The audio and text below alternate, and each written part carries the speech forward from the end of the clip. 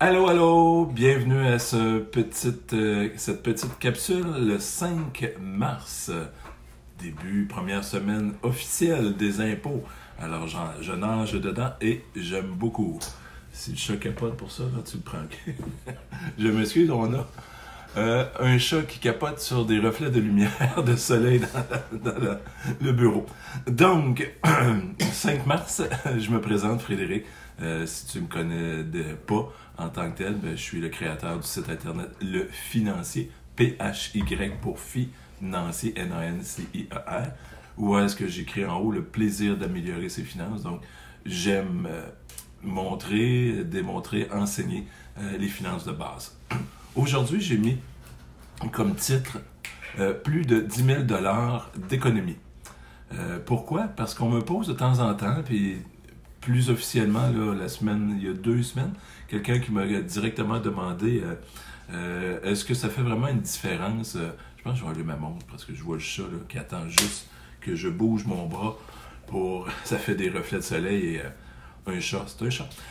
Donc, il me demande est-ce que ça fait vraiment une différence de payer un prêt à la semaine au lieu du mois?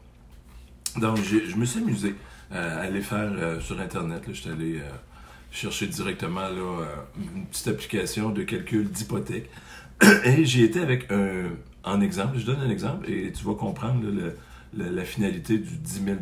Pourquoi? Donc, j'ai mis une hypothèque de 200 000 $ sur 25 ans à du 3% d'intérêt.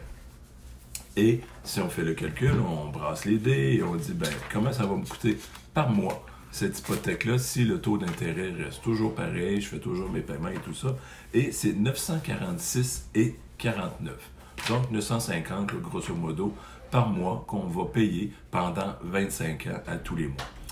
Donc ça va bien. Et là, c'est sûr que l'application vient dire, ben, pendant tout ce temps-là, oui, tu vas repayer ton 200 000 $ que tu as emprunté, mais tu vas payer 83 947, donc tout près de 84 000 d'intérêt. C'est quand même assez énorme, là.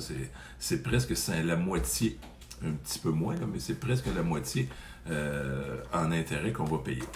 Donc ça, c'est la prémisse de base. Quelqu'un qui dirait, ben moi j'emprunte et je paye à tous les mois le même montant. Le taux d'intérêt, normalement on prend un terme de 5 ans à peu près. Ça peut être moins, tout dépendamment. Et si les taux d'intérêt changent, bien ça vient varier un petit peu le montant ou ça va peut-être prendre un mois ou 2 ou 3 de plus ou de moins, tout dépendamment de comment les taux d'intérêt. Si les taux d'intérêt augmentent, bien c'est sûr que si on décide de garder dans notre budget, il n'y a pas d'autre possible. Excusez-moi, on a de l'interférence féline ce midi. Donc c'est ça. Mais si on garde ça de façon très standard, ben, c'est ce qu'on va faire. Maintenant, j'y étais avec, si on demande à une institution de le payer, une institution financière de le payer à tous les semaines, souvent ce qu'ils vont faire, ben, ils vont prendre le montant, divisé par, multiplié par 12, savoir combien dans l'année, et redivisé par 52, ce qui donnerait 218,28. Et c'est vrai que quand les institutions financières disent au bout de la ligne, il n'y a pas grande différence, j'ai fait le calcul parce que j'avais l'idée de le faire d'une autre façon, mais je l'ai fait juste si je débourse le même montant au bout de l'année, qu'est-ce que ça va me coûter en intérêt? Et il y a à peu près 200 $.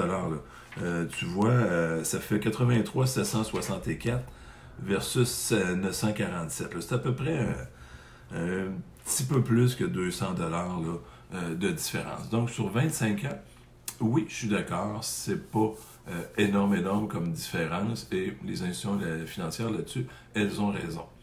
Sauf que quand on veut faire ce qu'on appelle un paiement accéléré, bien, on prend le montant qu'on paye de façon mensuelle et on le divise par 4.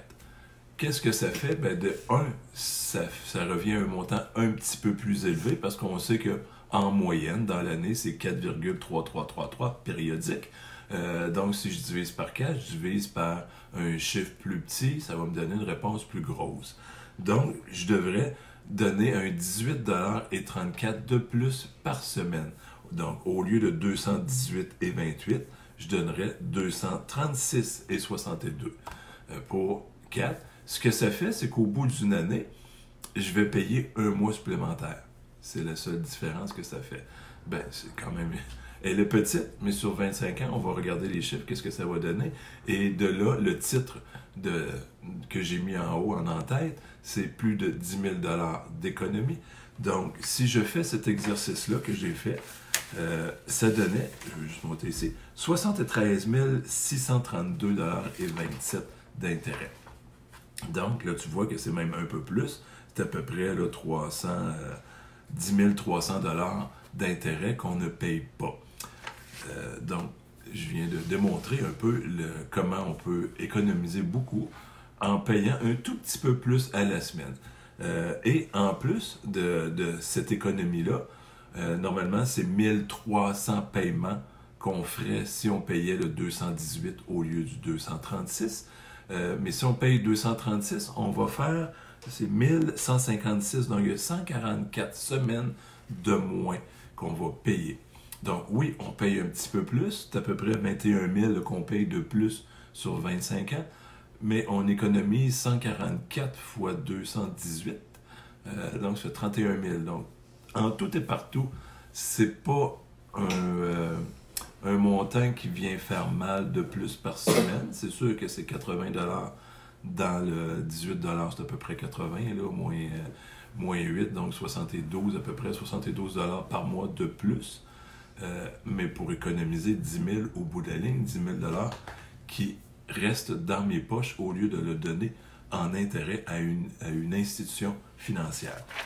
Donc, j'espère que ça te répond si tu t'es déjà posé la question.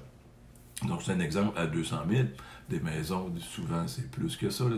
C'est quasiment une base. Là. Donc, tu imagines que plus le montant va être élevé, plus le taux d'intérêt va être élevé, les chiffres vont être disproportionnés dans le sens que ça va être plus gros, donc plus d'économies au bout de la ligne.